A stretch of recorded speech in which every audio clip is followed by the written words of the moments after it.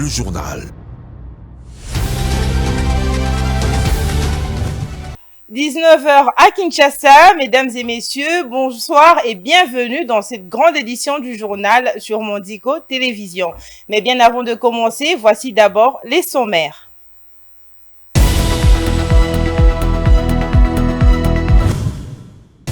L'Assemblée nationale, via son président, l'honorable Christophe Mbosso, entend poser des conditions et des critères pour le retour des Congolais réfugiés au Rwanda afin d'éviter des infiltrations sur les sols congolais. Une milice sème la terreur et commet des crimes à Kwamouth dans la province du Mai-Ndombe et sur le plateau des Bateke à Maluku. L'Assemblée nationale tire la sonnette d'alarme pour que des mesures soient prises afin de neutraliser ces inciviques. Hausse vertigineuse des prix des denrées au marché Zigida dans la commune de Kinshasa. Les mamans marchandes en appellent aux autorités pour juguler cette flambée en même temps que l'insécurité et les tracasseries qui les menacent à leur arrivée au point de vente.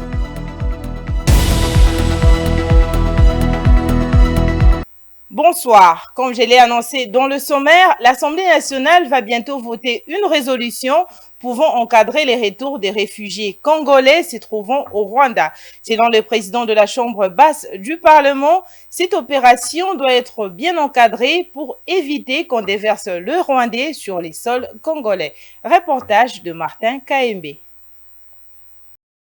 Une résolution sera bientôt adoptée par l'Assemblée nationale en vue de régir le processus de rapatriement des réfugiés congolais se trouvant au Rwanda, a annoncé mercredi 15 mars le président de la Chambre basse du Parlement, Christophe Mbosso. C'est lors de son discours inaugural de la session de mars en cours que le speaker de la Chambre basse du Parlement a également indiqué que pour ce qui est de la question du retour de réfugiés congolais d'où qu'ils viennent, l'Assemblée nationale prendra dans le prochain jour une recommandation pour définir les principes devant sous-entendre cette opération, a-t-il indiqué dans son discours inaugural de la session parlementaire de mars. Mbosso a appelé le gouvernement à entamer l'identification des 10 réfugiés ainsi que leur milieu de retour. D'ores et déjà, la représentation nationale invite le gouvernement de la République à procéder à une identification préalable privilégiant parmi les éléments pertinents le village d'origine et la généalogie de concernés avec l'appui de chefs coutumiers de façon à limiter les conséquences du dévoiement d'une telle opération par l'agresseur occupant, notamment à travers une déportation voilée de populations rwandaises vers la RDC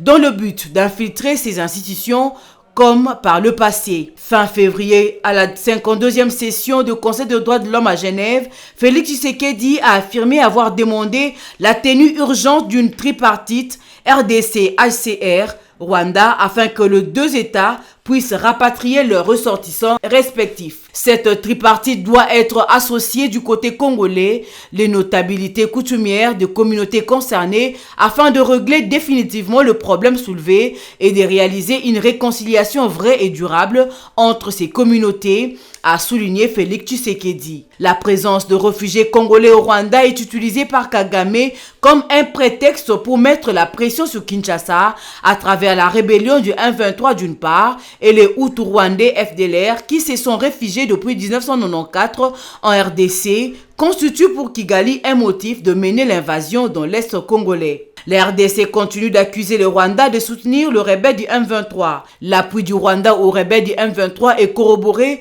par des experts de l'ONU et plusieurs pays occidentaux, bien que Kigali s'en défende. Plusieurs initiatives diplomatiques infructueuses jusqu'à présent ont été lancées, notamment par l'EAC, qui a créé une force régionale censée assurer du retrait du M23 des positions conquises déjà un an. Mais sur terrain, la situation ne s'améliore pas toujours. La rébellion poursuit son offensive.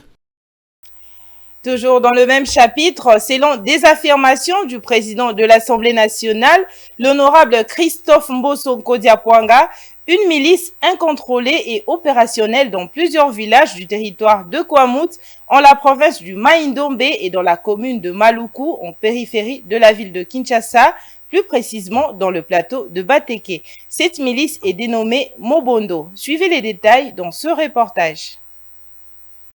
Selon l'honorable président de l'Assemblée nationale, Christophe Mbosso, originaire de la province du Maïndombe, ce groupe armé a mené des attaques armées dans les villages de Salo, Imbirika, Intien, Muluwoni, comme Mwanamputu et Kéré dans la commune de Maluku. Le constat fait remarquer que toutes ces attaques n'épargnent aucune tribu. Les atrocités perpétrées par cette milice Mumbondo poussent à croire qu'il s'agit d'un autre mouvement insurrectionnel qu'il faut neutraliser. D'autres conclusions prétendent que ce sont plutôt des conséquences du conflit entre les communautés Tekeyaka, conflit déclenché en juin dernier dans le territoire de Kwamut. Pour la petite histoire, le chef traditionnel Fabrice Nzombi Kavabioko, qui était à la tête d'une mission de pacification dans le Grand Bandundu, dépêché par le gouvernement, avait pu faire sortir plus de 1000 assaillants de la forêt et ces derniers avaient exprimé le désir de servir sous le drapeau. Selon cette autorité coutumière, ces assaillants ont été envoyés à Kitona pour une formation militaire où ils ont déserté. Le chef traditionnel Fabrice Nzombi Kavabioko assure que lui-même les avait désignés par le même nom de groupe Mombondo.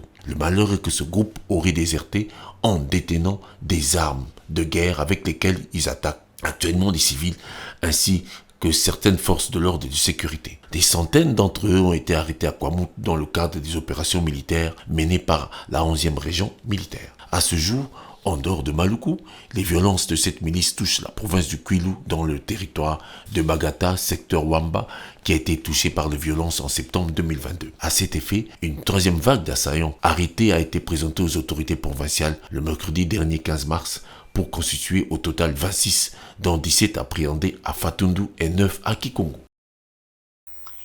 Autre chose à présent, la dynamique des leaders politiques et communautaires des provinces constituant l'espace Grand Oriental a remis une enveloppe de près de $100 000 en guise de la caution de la candidature du président Félix Antoine Tshisekedi pour son second mandat à la présidence de la République au cours d'une cérémonie tenue mercredi 16 mars à la Cité de l'Union africaine. Regardez.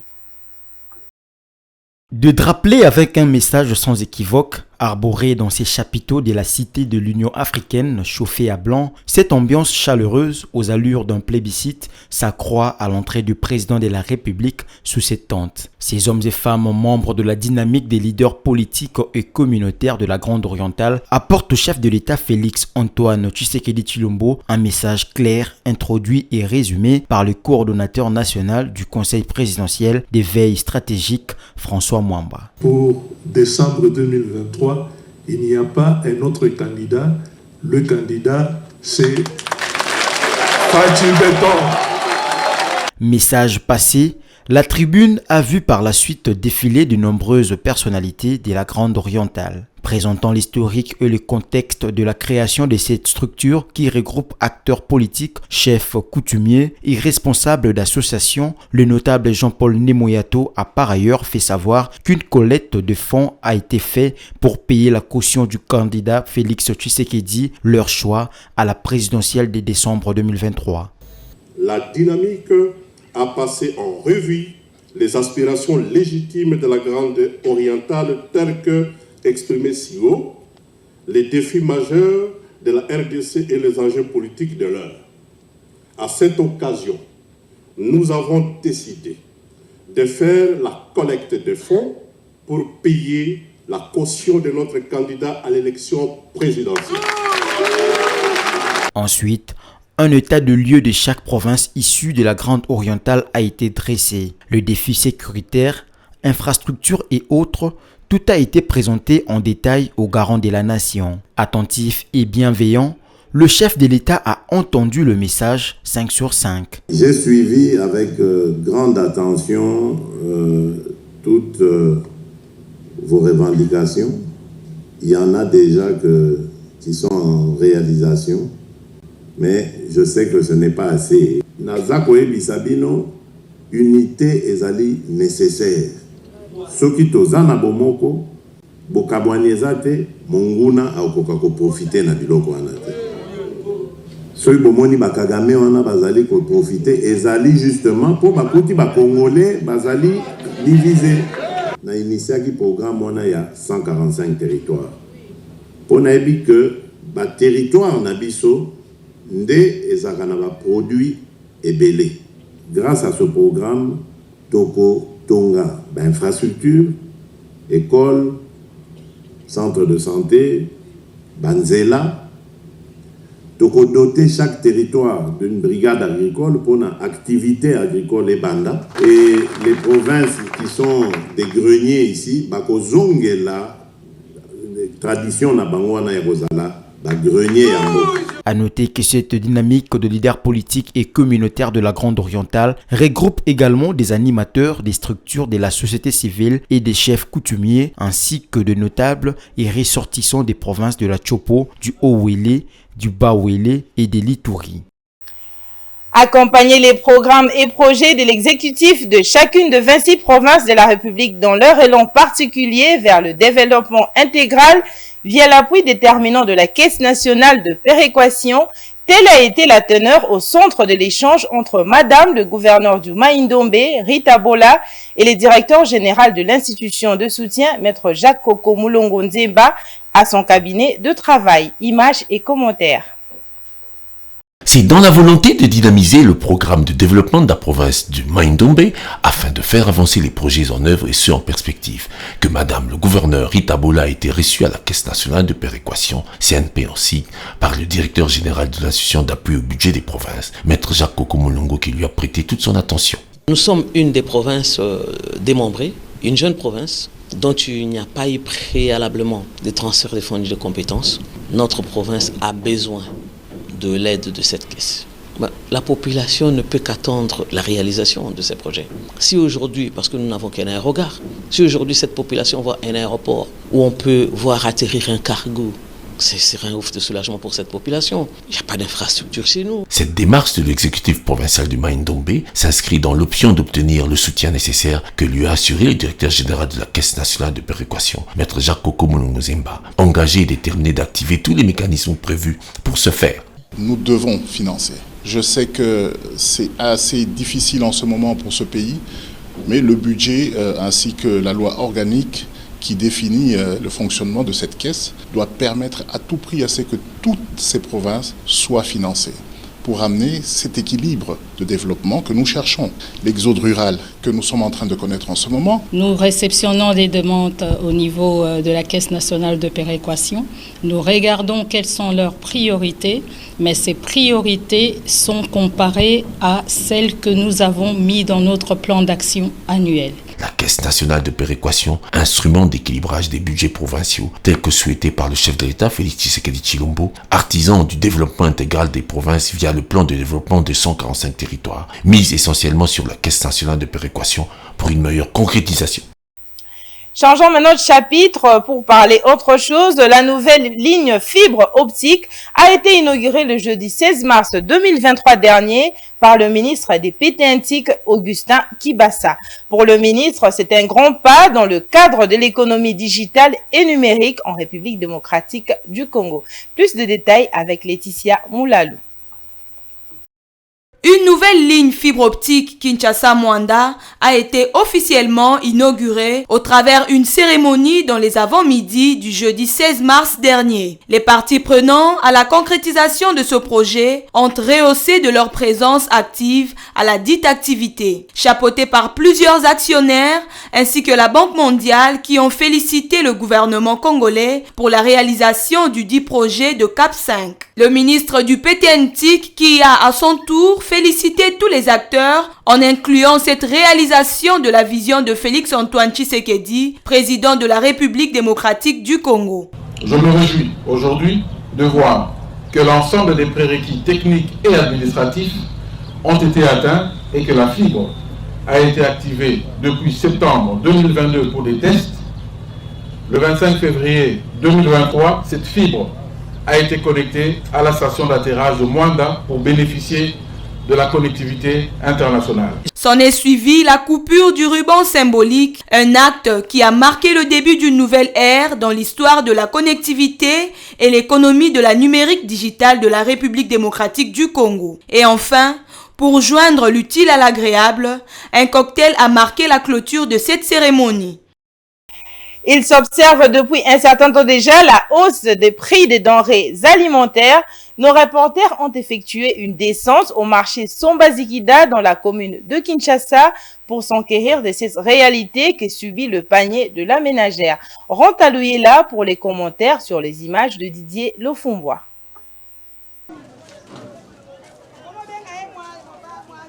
Retour au marché Sombazigida, situé dans la commune de Kinshasa, précisément entre les avenues Dima et Plateau, pour se rendre compte de la cherté de la vie et son impact sur le panier de la ménagère. La hausse de prix sur le produit de première nécessité est la conséquence du taux d'échange. Les vendeuses de ces 10 marchés ont avoué que le prix des aliments sont en hausse. La mesure jaune de piment de 1500 francs est actuellement à 2500 francs, un filet d'ail 90 000 francs, oignons 100 000 francs. Les haricots se vendent à partir de 3500, 3300 et 2850 selon la qualité. Tant que le prix des articles galope, la vente devient compliquée, c'est ce que soutient ces dames.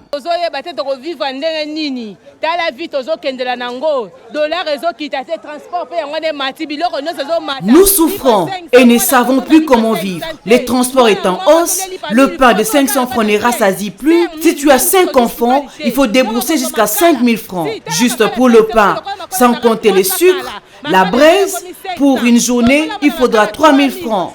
Le foufou, le maïs, n'en parlons pas. Qu'allons-nous faire? Comment vivre?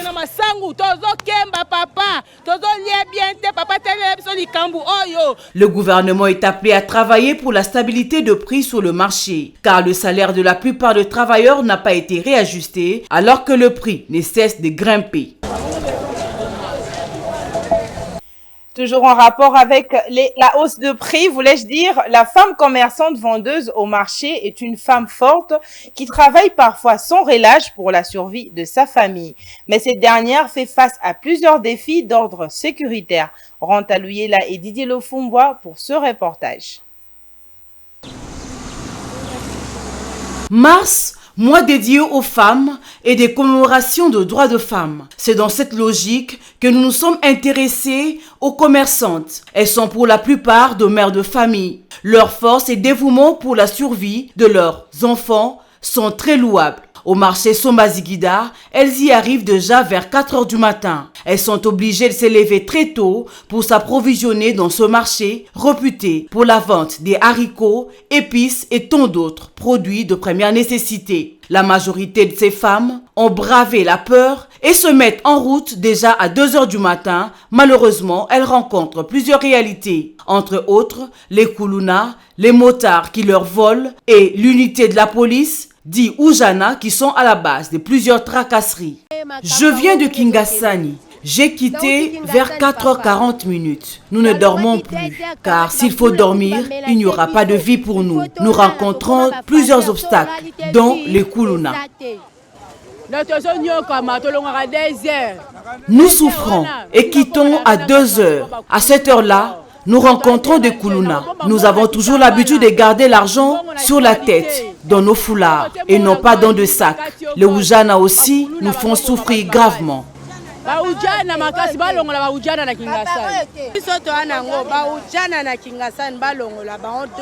Les Oujana doivent quitter le quartier Kingasani. Ils tuent. Est-ce que le chef de l'État connaît vraiment ceux qui habitent Tchangou ou pas?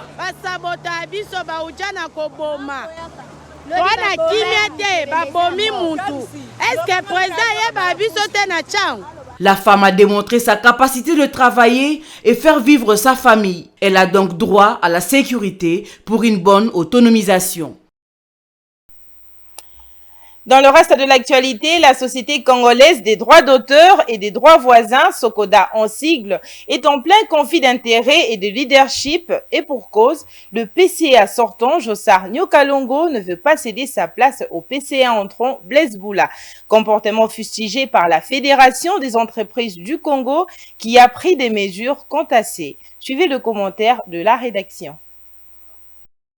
Nommé président du conseil d'administration de la Société congolaise des droits d'auteur et des droits voisins, SOCODA en sigle, depuis le 9 février dernier, l'artiste chanteur Blaise Boula n'a pas encore pris ses fonctions. Et pour cause, les conflits d'intérêts et de leadership qui persistent toujours au sein de cette structure. Selon la majorité des membres de cette institution, le problème viendrait du PCA sortant, Jossar Nyokalongo, qui ne veut pas faire la remise et reprise avec Blaise Boula et son équipe. Comportement sévèrement critiqué critiqué et fustigé par la nouvelle équipe du PCA, étant donné que cette situation plonge la Socoda dans un dysfonctionnement total et pire encore, elle ternit l'image de la société dans l'opinion nationale. Dans une lettre adressée aux dirigeants actuels de cette coopérative, le patronat congolais annonce la suspension du protocole d'accord signé entre la FEC et la Socoda. Cette décision, qui est entrée en vigueur depuis le 13 mars 2023, survient à la suite du dysfonctionnement de gestion des droits d'auteur au sein de la coopérative. Selon l'administrateur délégué de la Fédération des entreprises du Congo, FEC, les dysfonctionnements constatés dans cette gouvernance justifient cette décision, ce qui permettra de sécuriser les paiements des redevances durant cette période. À noter que la crise au sein de la Socoda a débuté depuis l'année 2021 et ne cesse de s'amplifier depuis les rapports accablants publiés par le directeur général révélant les détournements dans la gestion par le PCA sortant.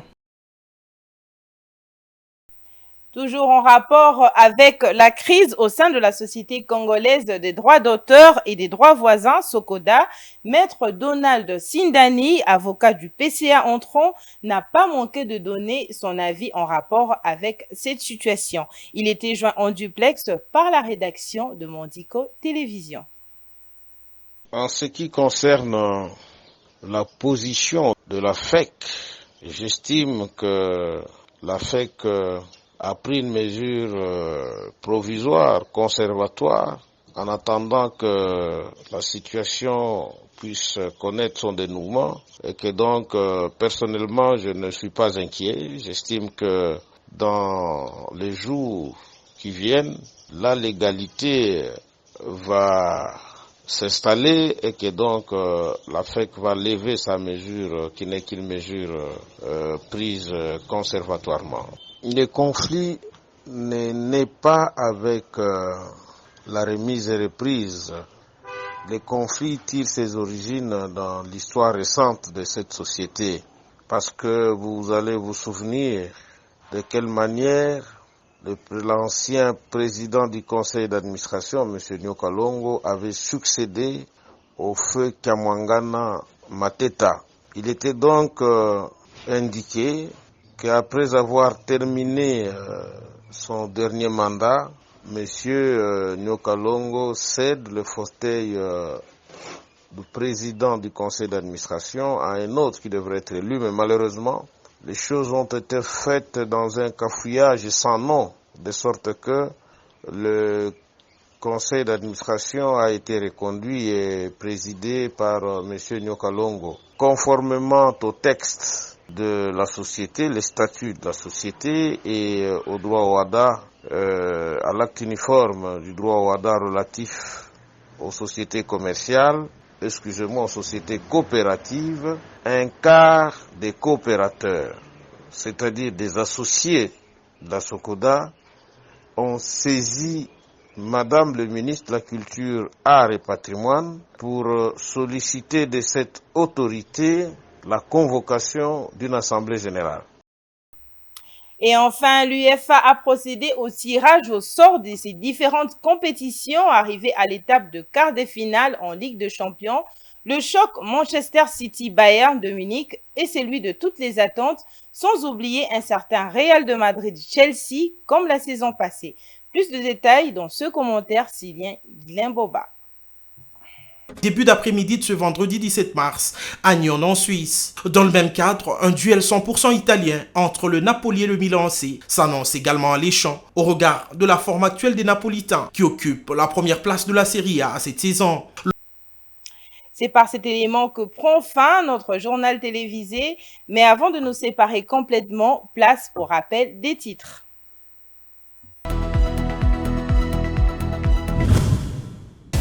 L'Assemblée nationale, via son président, l'honorable Christophe Mbosso, entend poser des conditions et des critères pour le retour des Congolais réfugiés au Rwanda afin d'éviter des infiltrations sur les sols congolais.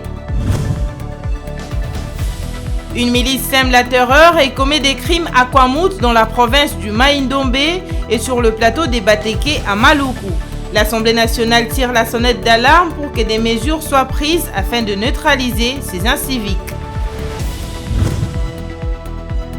Hausse vertigineuse des prix des denrées au marché Ziguida dans la commune de Kinshasa.